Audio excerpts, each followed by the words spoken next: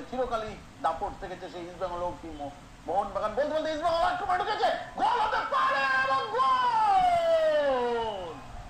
গোল হয়ে গেল ইস্ট বেঙ্গলের। গোল করলেন সায়ন ব্যানার্জি। তবে গোলটি করার ক্ষেত্রে স্রষ্টা ছিলেন আজাদ, কোনো সন্দেহ নেই।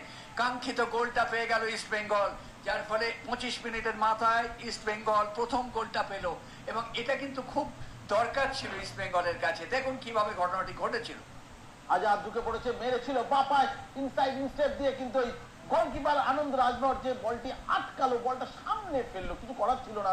ফলো থ্রুতে কিন্তু আজাদ একটা লড়াই চালাচ্ছে অস্কার ব্রুজোর ওই চোখে পড়ার জন্য। পিভি বিষ্ণু এবার গোল হতে পারে এবং গোল! সায়ন ব্যানার্জি দ্বিতীয় গোল করলেন হেডে, একেবারে ঠিকানা লেখা সেন্টার, এবং যে বল যেটা প্রাপ্য সেটা মিটিয়ে দিয়েছেন, যার ফলে ইস্ট বেঙ্গল আজকে 2-0 গোলে এগিয়ে গেল। আজকে সত্যি ইস্ট বেঙ্গল যে ফুটবল খেলছে, একটি গোল হয়ে যাওয়ার পর অনেক আত্মবিশ্বাসী, সেই আত্মবিশ্বাসী ছাপ পড়লো দ্বিতীয় গোলের ক্ষেত্রে।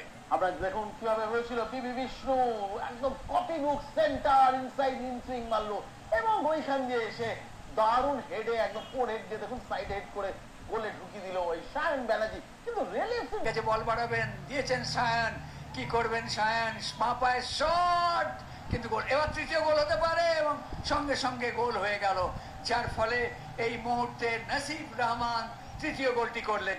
সায়ন শট নিয়েছিলেন, সায়নের শট গোলে গেলে বোধহয় তাই দর্শকরা আরো বেশি খুশি হতেন, হ্যাট্রিক হতে পারত, কিন্তু গোলরক্ষক বাঁচিয়ে দেওয়ার পর ফিরতি বলে নাসিব গোল করতে কোনো ভুলচুক করেননি।